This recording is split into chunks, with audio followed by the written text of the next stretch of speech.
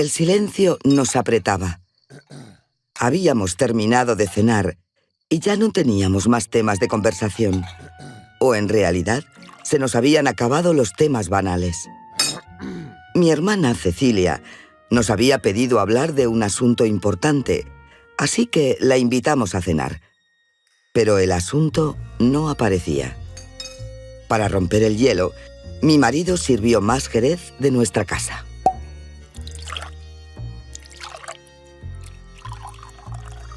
Cecilia sonrió. Tomó un sorbo como para darse aliento y lo soltó. Nos pidió un préstamo. Sería para el nuevo y prometedor negocio de su marido. Mi esposo y yo intercambiamos una mirada y lo entendimos todo. Antonio Arrón, su tercer cónyuge, había terminado de dilapidar la herencia que le había dejado el segundo, aunque Cecilia no lo dijo. Mi hermana nunca hablaba mal de sus esposos. Mi marido, Thomas Osborne, había continuado los negocios de vino a la muerte de padre y nuestra situación económica era holgada, así que accedimos a ayudarla, pero con una condición. Una que no le hizo mucha gracia, pero que aceptó. En ese momento, la situación de Cecilia parecía una desgracia, pero observándolo en perspectiva, a la luz de lo que vendría luego, una desgracia puede estar llena de dicha.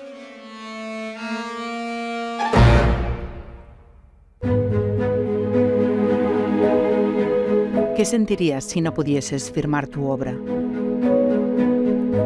Si ese libro, ese poema o esa investigación que ha sido el fruto de tu esfuerzo, de tu talento, llevara otro nombre. ¿Y cómo te sentirías si te vieras obligada a tomar esa decisión?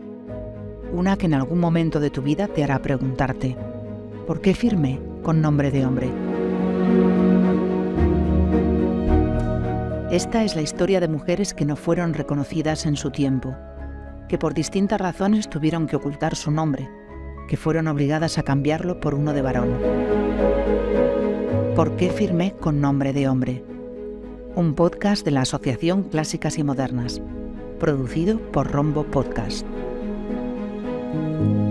Hoy presentamos La fachada galante.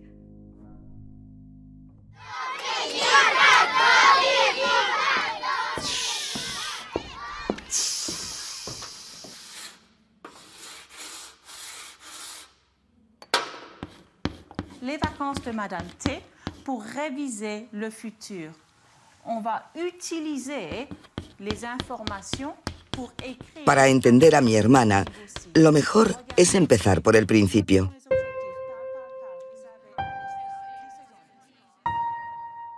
Cecilia y Juan Jacobo, los dos hermanos mayores, se criaron con nuestro padre en Alemania, en la ciudad de Hamburgo.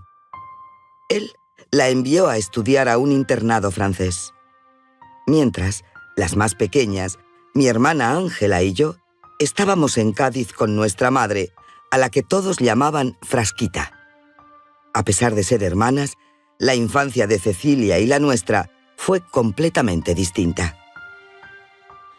En 1805, ellos viajan a Hamburgo por segunda vez, en esta ocasión acompañados solo de Cecilia, que es la hija mayor, y Juan Jacobo, el único hijo varón, mientras las otras dos hermanas, Aurora y Ángela, se quedan en Chiclana con la abuela materna, con la abuela Francisca Javiera. Por distintas circunstancias, entre ellas desavenencias con su marido, Frasquita regresará sola a Chiclana y allí experimentaría el asedio de las tropas napoleónicas, viéndose obligada a hospedar en su casa al general Vilat. Las guerras habían retrasado un reencuentro que provocaría que Cecilia creciera sin su madre en los años claves de su desarrollo, desde los 10 a los 16 años. Así que todas estas circunstancias políticas familiares en Europa y en España incidieron notablemente en la educación y el desarrollo de esta niña que sería después Fernán Caballero. Marieta Cantos Casenave, catedrática de Literatura Española en la Universidad de Cádiz, ha estudiado a Caballero y conoce cada detalle de su vida y su obra. Será nuestra guía en este episodio.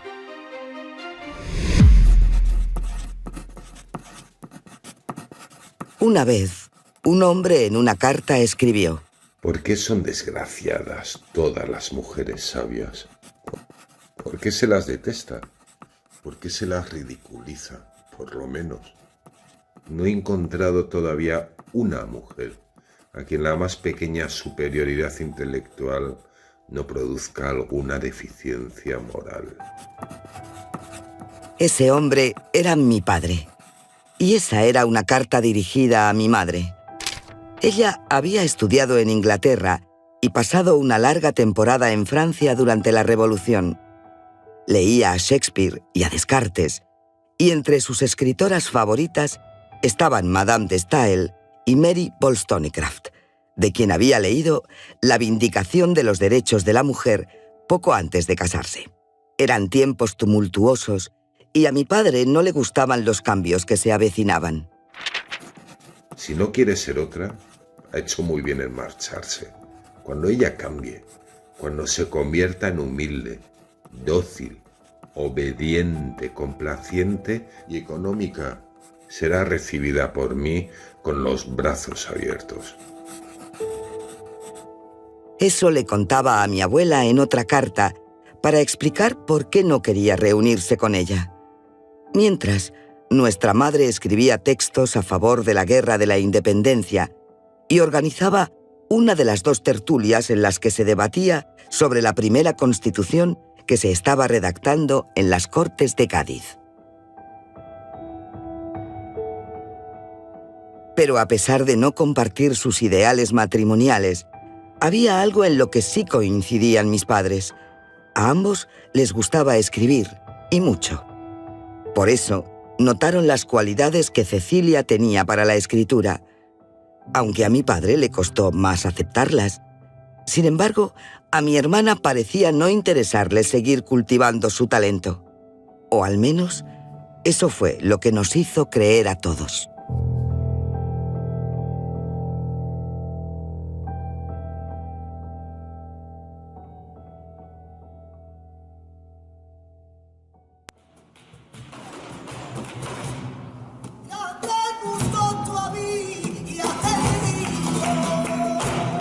Ahí estaba ella, joven, fresca, cantando con su voz suave como un ave en la tertulia más concurrida de la noche sevillana. Todos los ojos encandilados. Su marido la observaba enamorado desde una mesa cercana al escenario. Pero él no era el hombre al que iban dedicados sus cantos. Desde un rincón, un torero la escuchaba con atención mientras le sonreía. Y ella, con los ojos fijos en él, le devolvía esa sonrisa sin pudor.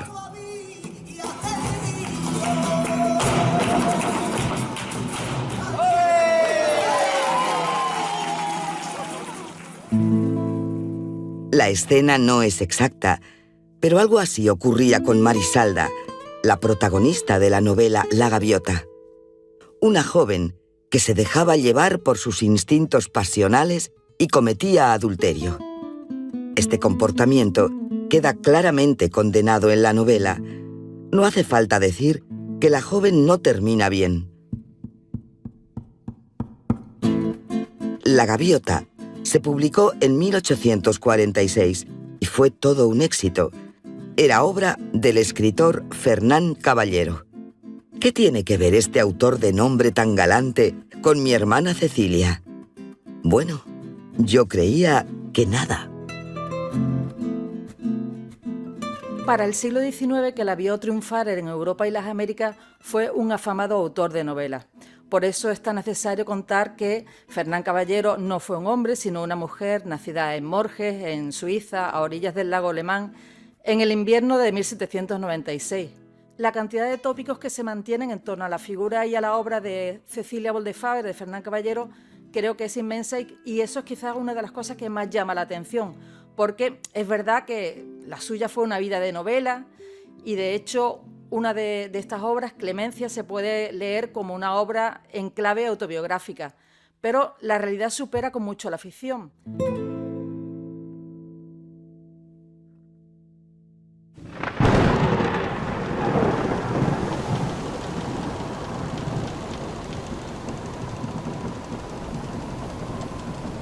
Como ya dije antes, mi hermana se crió bajo la influencia de nuestro padre.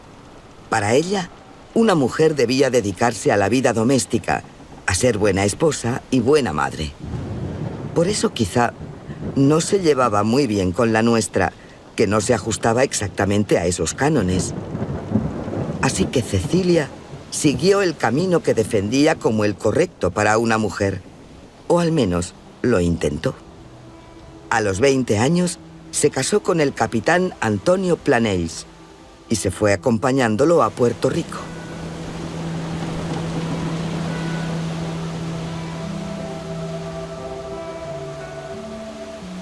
Al año enviudó y se volvió a España. Estaba tan triste por la muerte de su esposo y porque parece que en ese corto matrimonio no fue muy dichosa. Eso creo yo.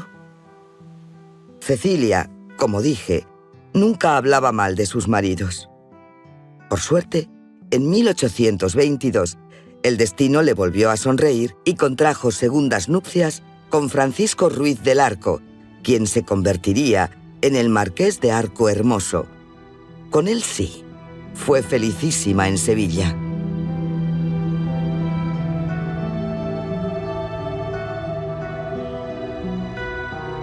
Es verdad que seguramente fueron los años más felices de su vida, porque ella vivió fundamentalmente en Sevilla, donde era conocida como la Marquesa de Arco Hermoso, donde tenía una tertulia que visitaban jóvenes escritores como García Tassara o viajeros como Washington Irving, pero también en esos años vive otros momentos en las fincas que tienen en el entorno de Dos Hermanas, donde ella tiene la posibilidad de conocer a la gente del campo, que le cuentan leyendas, anécdotas, canciones, poesías populares, y que ella va a ir recogiendo y que le van a servir de cañamazo para publicar luego su colección de poesías y de cuentos populares, o para amenizar, introducir rasgos folclóricos, ¿no?, típicos de Andalucía, en sus novelas La Gaviota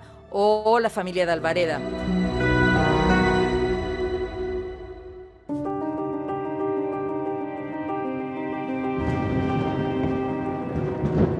Lamentablemente, su segundo marido también falleció pronto, en 1835. Entonces, Cecilia se fue de viaje un tiempo por Europa. Y en Londres, no sé bien qué sucedió en esa capital, pero algo es cierto. Regresó muy cambiada de ese viaje. Hay quien dijo que a causa de un tal Lord Cuthbert. Se ha llegado a decir que en realidad fue un personaje de ficción, que las cartas que nos quedan dirigidas a él en realidad eran un borrador para escribir al personaje, a uno de los personajes de su novela Clemencia, pero yo estoy bastante convencida de que no, de que fue un amor real que tuvo lugar después de la muerte de su segundo esposo, del Marqués de Arco Hermoso. ¿Verdad o no?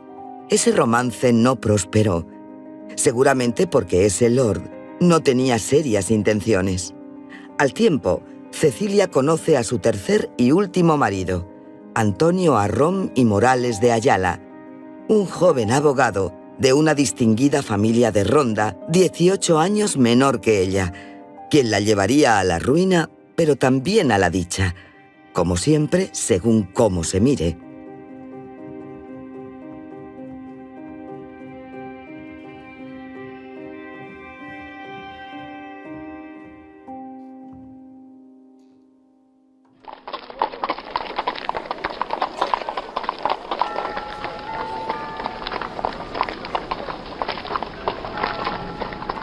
Fui a visitar a Cecilia a Chiclana.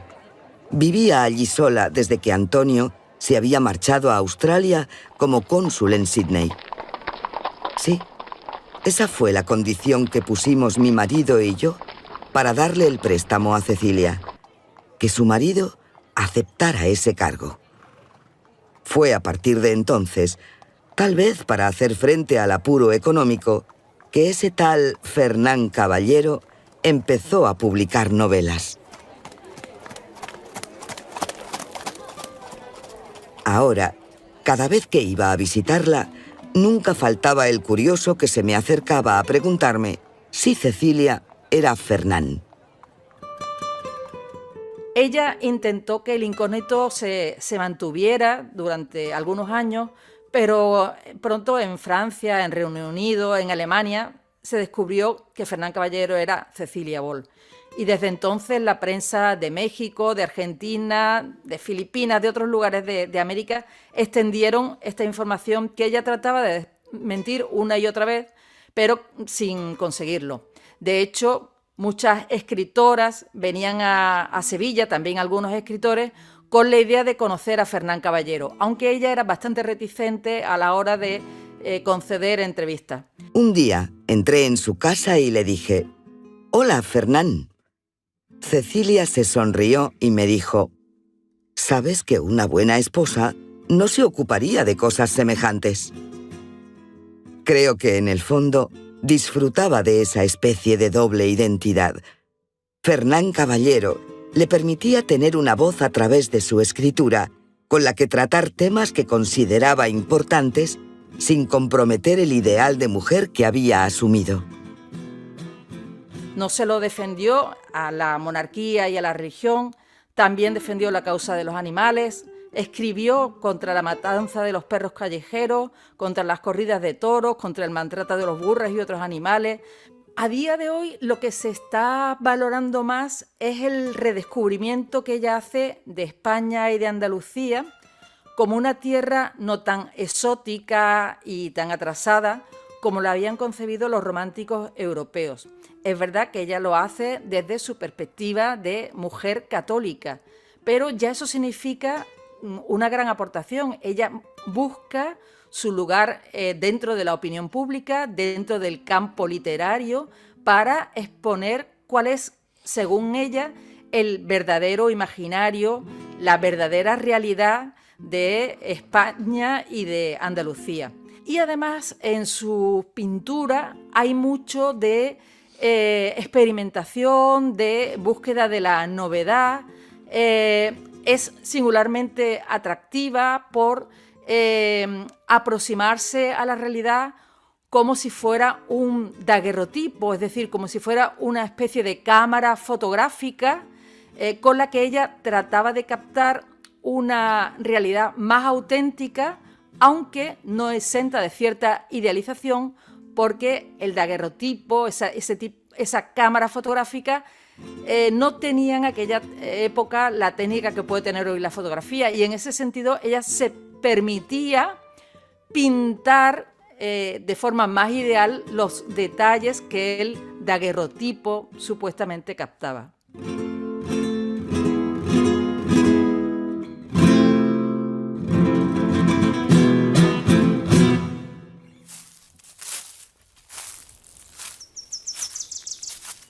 Cuando creía haber alcanzado cierta estabilidad emocional y económica, su marido Antonio se suicidó en Londres, en los jardines de Blenheim Park.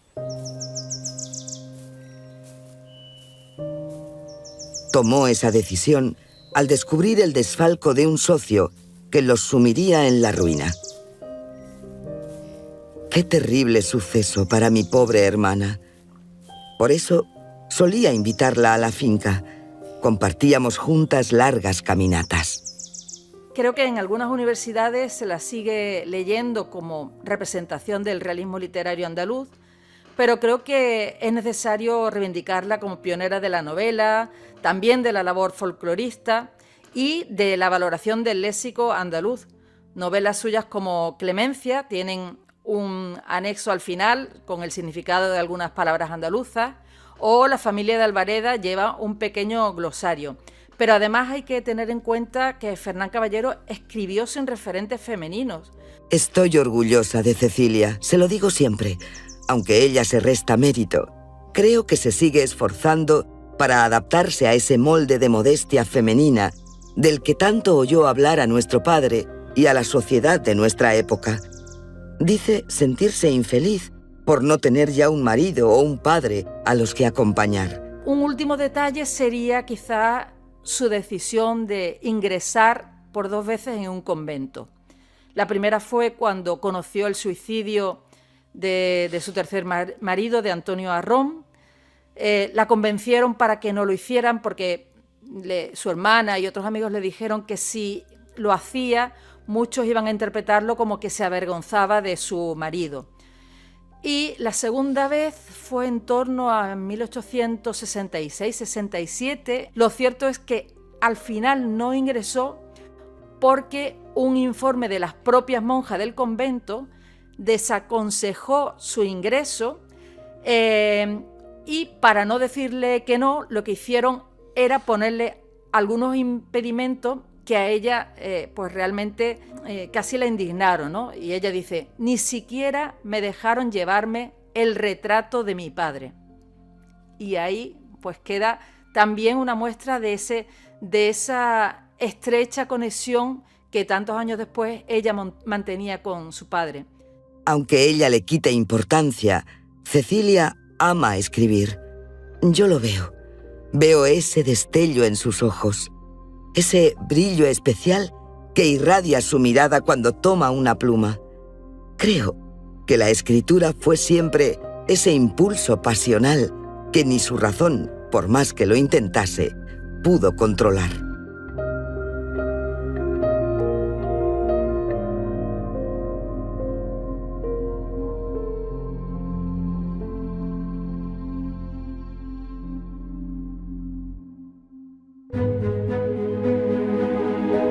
¿Por qué firmé con nombre de hombre?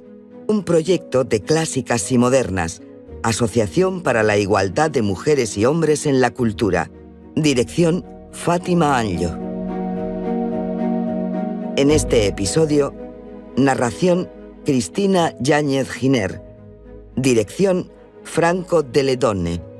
Guión Romina Ballester. Diseño sonoro Franco de Ledone. Comunicación Raúl Gil Benito.